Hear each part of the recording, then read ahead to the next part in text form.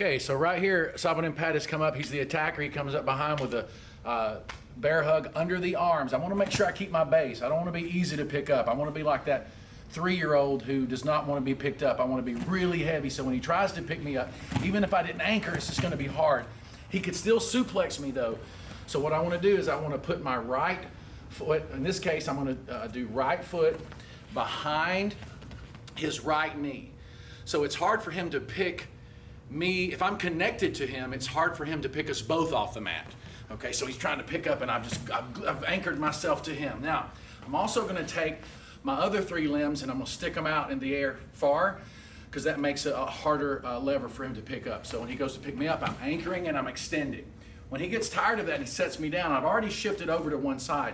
I don't want to get picked up. When he picks me up, I don't want to just come down straight and have our feet lined up, because then I'll have to shift over to get that knee bar anyway. So what I'm going to do, and this takes practice, he goes to lift me, I anchor, extend. When he sets me down, I'm already coming over so I can see that foot.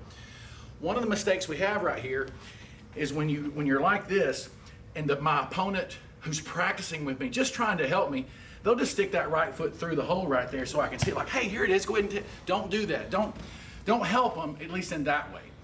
So after he sets me down, I'm gonna be the one that shifted. He doesn't have to feed the foot through.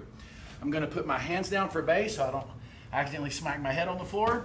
When I grab his behind his leg, I'm using a monkey grip, so it's no thumbs. I'm getting back right here, and I'm pulling and sitting into his leg. I'm gonna hold that heel, and I'm gonna sit down right on his knee and try to make it bend the way it's not supposed to go. I'm gonna hyperextend that knee by putting my weight on it. For his defense, he's gonna bring up his free leg and he's gonna do a push-pull. That's a frequent theme you're gonna hear throughout self-defense. One side pushes, the other side retracts. I caught myself in base to immediately turn around and attack. He saw that as I'm turning this way, apparently my right leg is my power leg. He's wanting to face away from that. Smart and wisely so. So from here, if I come in with some kind of strike, it's usually a knee, he's got a shield up. This is a great base because that post in the back will allow to hold me up. What I like about this move is this particular distance will protect your whole body, because anywhere I am on this framework, he's safe.